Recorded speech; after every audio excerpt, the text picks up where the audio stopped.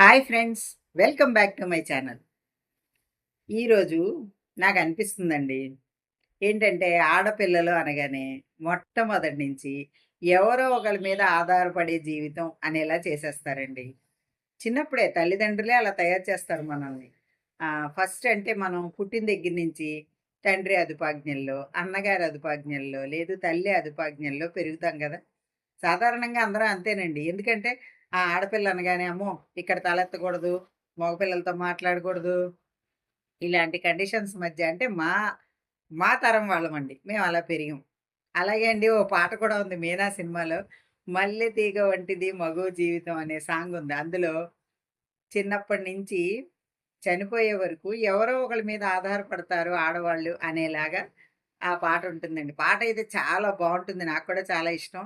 కానీ ఆ పాటలో మనకి ఎలా ఉంటుందో అలా మా జీవితాలైతే అలా గడిచిపోయినాయండి. ఇప్పుడు ఆడపిల్లల గురించి నేను మాట్లాడట్లేదండి. చిన్నప్పుడు తండ్రి మీద, తల్లి మీద ఆధారపడడం, తర్వాత అన్నదమ్ముల మీద అలా జీవితం చిన్నప్పుడు ఏదో గడిచిపోతుందండి. గారాబంగా పెరిగే వాళ్ళకి గారాబంగా జరుగుతుంది. లేని వాళ్ళకేంటంటే కఠినంగానే జరుగుతుందండి జీవితం. అంటే ఆధారపడడం అనేది స్టార్ట్ అయిపోతుంది. చిన్నప్పుడే స్టార్ట్ అయిపోతుంది ఆడపిల్లలకి. అది అలా కంటిన్యూ అయిపోతుంది. అయితే అలా జరిగిపోతుంది కదా! చిన్నప్పుడు సరదాగా అంటే బాల్యం ఒకటి మాత్రం ఆడవాళ్ళకి చాలా బావుంటుందండి. ఎందుకంటే ఆడపిల్లలకి మంచి మంచి గౌన్‌లు తొడుక్కోవడం, మంచి మంచి డ్రెస్సులు వేసుకోవటం అట్లా ఉంటుంది. కొంచెం ముద్దుగా చూస్తారు ఆడపిల్ల అనగానే.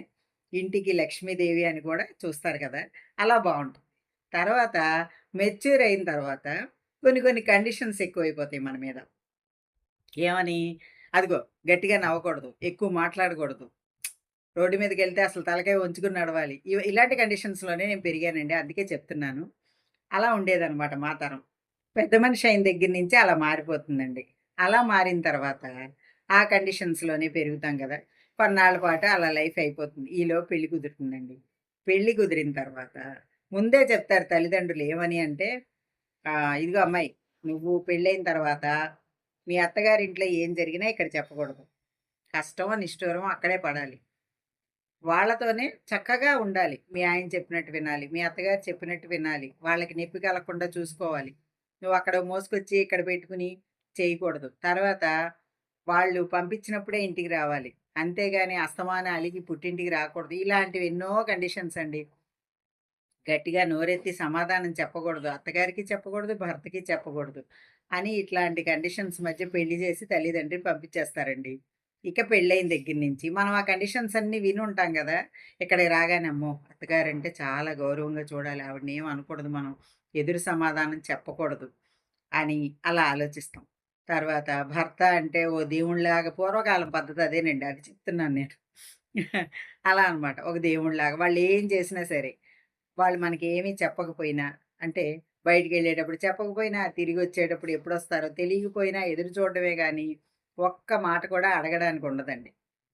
అలాగే అత్తగారింట్లో మిగతా వాళ్ళుంటారు కదా! బావగారులు గానీ, వేరే ఆడపడుచుల భర్తలు గానీ, వాళ్ళతో గూడా మనం మాట్లాడకూడదు.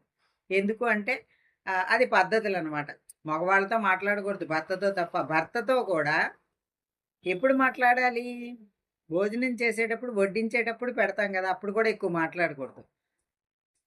రాత్రికి మాట్లాడుకోవాలి. ఏమైనా మాట్లాడుకోవాలంటే వాళ్ళిద్దరే ఉన్నప్పుడు మాట్లాడుకోవాలండి. పగలు మాత్రం అందరి ముందు మాట్లాడకూడదు. ఇలాంటి కండిషన్స్ అన్నీ ఉంటాయి. తర్వాత ఇలా బావగారులు వాళ్ళతో కూడా చనువుగా మాట్లాడకూడదు. ఇలాంటి కండిషన్స్ అన్నిటి మధ్య పెరిగిన వాళ్ళమండి. మన తరం వాళ్ళం. అయితేనండి మా నాయనమ్మ గారి తరంలో ఇంకా ఇదిగా ఉండేదండి. మా నాయనమ్మని వాళ్ళ అన్నదమ్ములు గాని ఎవరైనా చూడ్డానికి వస్తే బయటే మాట్లాడేసేవారటండి. బావగారులో, అత్తగారు, మామగారో ఎవరో బయటే మాట్లాడేవారు. ఆవిడ ఒకవేళ వచ్చి వాళ్ళతో మాట్లాడాలి అని ఆ అమ్మాయి అనుకోకూడదండి. వీళ్ళనుకుంటే. అత్తవారనుకుంటే లోపలికెళ్ళి అదిగో మీ అన్నయ్య వచ్చాడని చెప్తే, అన్నయ్యతో గూడా తలుపు చాటు నుంచి ఒక్కసారి పలకరించి ఎళ్ళిపోవాలటండి. ఆ పద్ధతుల్లో మా నాయనమ్మ తరం ఉండేదనమాట. తర్వాత మా అమ్మగారి తరం దాటి మా తరం దాకా వచ్చాం. అదే గదా మాట్లాడుకుంటున్నాం. ఇట్లా అండి ప్రతి విషయంలో ఎవరైనా చెప్పింది వినడం అనేది మనకు అలవాటైపోతుంది ఆడవాళ్ళకి. అదే మా తరం వాళ్ళకండి. ఇప్పుడు పిల్లలు అలా లేరు. నేను వాళ్ళ గురించి చెప్పట్లేదు. మీరు తప్పుగా అనుకోవద్దు. ఇట్లా అలవాటైపోయిన తర్వాత భర్త, అత్తగారు అమ్మో! వాళ్ళకి కోపమొస్తుందేమో, వీళ్ళకి కోపమొస్తుందేమో, ఆడపడుచులు ఏమన్నా అనుకుంటారేమో, తోటికోడళ్ళు ఏమన్నా అనుకుంటారేమో, ఇట్లా గడిపేస్తాం జీవితం అంతా. ఈలోపు పిల్లలు పుట్టుకొస్తారు. పిల్లలు పుట్టి, ఇక పిల్లల పెంపకంలో పడతాం. అయితే పెద్దవాళ్ళు ఇంట్లో ఉన్నారండి కనుకోండి, వాళ్ళ పెంపకంలో గడిచిపోతాయి పిల్లల జీవితాలు. మనకంత ఆలోచన కూడా ఉండదు. మన పిల్లల్ని మనమే పెంచుకోవాలి, మనమే తినిపించుకోవాలి అని లేకుండా ఆధారపడే జీవితాలు కొన్ని వాళ్ళ మీద వదిలేస్తాం పెద్దవాళ్ళ మీద. ఆ వదిలేసరికండి పిల్లలకు కూడా చిన్నప్పటి నుంచే నన్ను మా అమ్మ పెంచలేదు అనే భావనొస్తుందండి.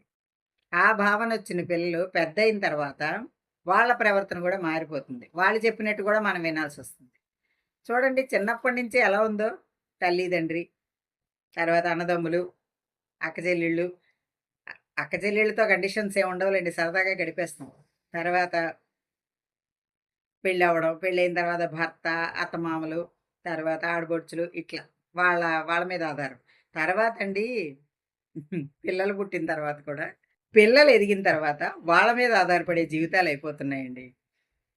భర్త ఉండి ఇద్దరూ కలిసి ఉంటే, అప్పుడు కొంచెం ఇద్దరే మిగిలినప్పుడు మాత్రం వాళ్ళ మధ్య మాటామంతి, కాస్త కష్ట సుఖం మాట్లాడుకోవడం ఇలాంటివన్నీ ఉంటాయి. అప్పుడు కూడా కొంతమంది భర్తలు ఆ మాత్రం చనువు కూడా ఇవ్వరండి భార్యలకి. వాళ్ళెక్కడికెళ్తున్నారో చెప్పరు. ఏ టైంకి ఏం చేస్తున్నారో చెప్పరు. సంతోషంగా కష్టం, సుఖం భార్యలతో మాట్లాడేవాళ్ళు అందరూ చాలామంది ఉన్నారంటే నేను నమ్మనండి. మా తరం వాళ్ళలో అయితే లేరు. ఇప్పుడు పిల్లలైతే మగపిల్లలైనా, ఆడపిల్లలైనా మనసు విప్పి మాట్లాడుకుంటున్నారు. నిర్ణయాలు తీసుకుంటున్నారు. ఒక ఇల్లు కొనాలన్నా, ఒక పిల్లల పెళ్ళిళ్ళు చేయాలన్నా, బాధ్యతలు ఇద్దరూ పంచుకుంటున్నారండి. అంటే మనీ పరంగా కూడా ఇద్దరు కూడా సంపాదిస్తున్నారు కదండీ! ఇద్దరు షేర్ చేసుకుంటున్నారు. మా తరంలో అలా ఏం లేదండి. అట్లా అనమాట. ఇద్దరే ఉన్నా కూడా ఏదో కాస్త కలిసి ఇప్పుడు ఈ ఫోన్‌లొచ్చాకండి ఎవరి ఫోనుల్లో వాళ్ళే ఉంటున్నారు. లేదు వాళ్ళిద్దరిలో ఒకళ్ళు ఎవరైనా సరే దూరమైతే సపోజ్ భర్త దూరమైన భార్య అనుకోండి, పిల్లల మీద ఆధారపడితే ఎంత ఘోరంగా ఉంటున్నాయంటే జీవితాలండి. కోడళ్ళు పర్వాలేదు మంచివాళ్ళయ్యి చూసుకున్నారనుకోండి, మా అమ్మ లాంటిదే కదా అనుకుంటే అసలు ఏ బాధ లేదండి. కానీ అలా అనుకోకుండా మా జీవితం మాది ఈవిడేంటి మనకు అడ్డంగా అనే అభిప్రాయం పిల్లల్లో వచ్చిందనుకోండి, జీవితాలు దుర్భరం అయిపోతున్నాయి. నేను వృద్ధాప్యం మీద కొన్ని వీడియోస్ పెట్టాను గదా! అలాగే నాతో మాట్లాడి తన బాధలు పంచుకున్న ఒక ఆవిడ గురించి కూడా నేను పెట్టాను. అట్లా ఉంటున్నాయండి జీవితాలు. అంటే నా వీడియోస్ చూసిన వాళ్ళకి తెలిసిపోతుంది. లేని వాళ్ళకి కూడా ఇలాంటి పరిస్థితులు అర్థమయ్యే స్థితిలోనే అందరూ ఉన్నారు కదా! అలా అండి. అట్లా ఉంటున్నా. అంటే మనకి ఒకవేళ ఆడవాళ్ళకి భర్త దూరమైతే అప్పుడు పరిస్థితి కూడా బిడ్డల మీద ఆధారం వస్తే అది మగపిల్లలే కాదండి. ఆడపిల్లలైనా సరే చాలా చులకనగా చూస్తున్నారు. ఆడపిల్లలు ఇంటికంటే కొడుకులు ఇంట్లో ఉండడమే చాలా సుఖం అనే తల్లిదండ్రులు కూడా ఉన్నారు ఈ రోజుల్లో. కూతురింటికంటే నా కొడుకింట్లోనే బావుందమ్మా. ఎందుకంటే కూతురి ఇల్లే పరాయిదయిపోతుందండి. కన్న కూతురు కదా! కూతురిని ఎంతో ముద్దు చేసేస్తాం. కొడుకు కోడలొస్తుంది ఎలా ఉంటుందో జీవితం అని కూతుర్ని ముద్దు చేసేసి, పెంచేసి, పెద్ద చేసిన తర్వాత ఆ అమ్మాయి తన ఇల్లు, నా ఇంటికి మా అమ్మొచ్చిందనే భావనలో ఉంటుంది. ఉండేసరికి ఏమవుతుందండి అప్పుడు కూడా ఆధారపడే జీవితాలే అయిపోతాయి. కానీ ఒక్కటి మాత్రం మనం గుర్తుపెట్టుకోవాలి. అంటే కూతుళ్ళంటే వాళ్ళ ఇంటికెళ్ళి మనం ఉండి అంత ఏం ఉండదు. కొడుకులు లేకపోతే తప్పదనండి. కూతుళ్ళే కొడుకులవ్వాలి తప్పదు. ఆ స్థానాన్ని తీసుకోవాలి కూడా. కానీ అట్లాంటి పరిస్థితి లేకపోతే మాత్రం అండి కొడుకులు అమ్మని మా ఇంట్లో ఉంచుకున్నాం అనుకోకుండా, అమ్మ దగ్గరే మేముంటున్నాం, నాన్న దగ్గరే మేముంటున్నాం అని అనుకుంటే చాలా బావుంటుందండి. మా అమ్మ దగ్గరే ఉన్నామండి మేము.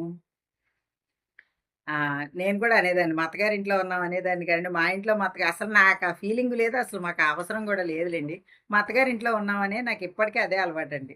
అలా అనమాట. అలాగా మా అమ్మ దగ్గరే మేమున్నాం. మా మా అత్తగారి దగ్గరే మేమున్నాం అనుకున్నారనుకోండి అప్పుడు బావుంటుందండి లైఫు. లేకపోతే ఈ ఆధారపడ్డం అసలు జీవితాంతం ఆడవాళ్ళకి ఆధారమేనా అనిపిస్తుందండి. ఆ 'మల్లెతీగ' వంటిది పాట నాకెలా నచ్చిందో గానీ, ఇప్పుడు మా లైఫ్‌లో అంటే మా తరం వాళ్ళవి చూస్తూ ఉంటే నాకదే అనిపిస్తుందండి. చాలామంది సఫరవుతున్నారు. చాలామంది సఫరవుతున్నారు. అదే ఉద్యోగాలున్నాయనుకోండి కొంచెం సెల్ఫ్ కాన్ఫిడెన్స్ ఉంటుంది ఫస్ట్. సెల్ఫ్ రెస్పెక్ట్ మాట తర్వాత ఆలోచిద్దాం. సెల్ఫ్ కాన్ఫిడెన్స్ ఉంటుంది. దానివల్ల నాకేంటి అని ఉండేవాళ్ళు కూడా ఉన్నారు. మా తరంలో కూడా ఉన్నారండి. జాబ్స్ చేసి చక్కగా నేనెవరి మీద ఆధారపడక్కర్లేదు అనేవాళ్ళున్నారు. అట్లా ఉంటే బానే ఉంటుందండి. కానీ అలా లేనప్పుడు మనమేం చేయాలంటే మనకంటూ ఒక ఆధారాన్ని కల్పించుకోవాలండి. అది ఎలాగూ అంటే మనుషులతో బంధాన్ని పెంచుకోవాలి. అంటే పెంచుకున్నా, పెంచుకోకపోయినా ఆధారపడే జీవితాలే అది గూడా చెప్తున్నాను కదా నేను. కానీ వాళ్ళతో మంచిగా ఉండాలండి. కోడళ్ళతోనూ, అల్లుళ్ళతోనూ మంచిగా ఉండాలి. అత్తగారు, మామగారు వాళ్ళతో మంచిగా ఉండాలి. మనం ఎంత మంచిగా ఉన్నా చెడు చూసే వాళ్ళని ఏం చేయలేం. కొంతమంది మనం ఎంత మంచిగా ఉన్నా మనలో చెడే వెతుకుతారండి. వెతికి వెతికి మరీ సాధించి పోస్తారు. అలాంటివి గూడా ఉన్నాయి.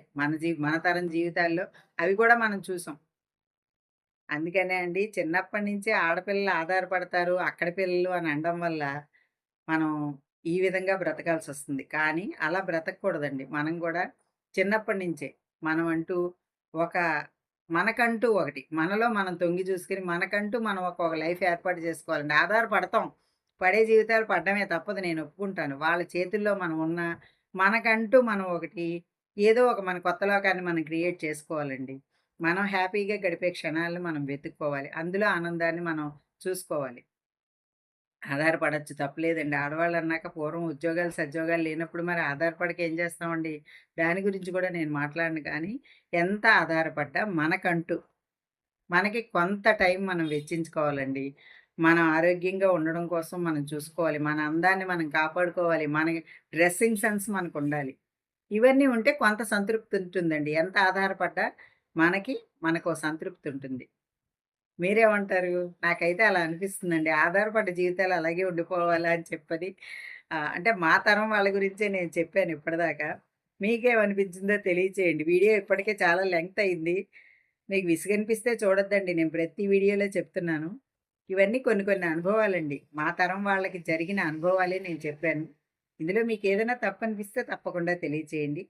వీడియో నచ్చిందనుకోండి లైక్ చేయండి, షేర్ చేయండి. మరిన్ని వీడియోస్ కోసం నా ఛానల్ సబ్స్క్రైబ్ చేయండి. Thank you.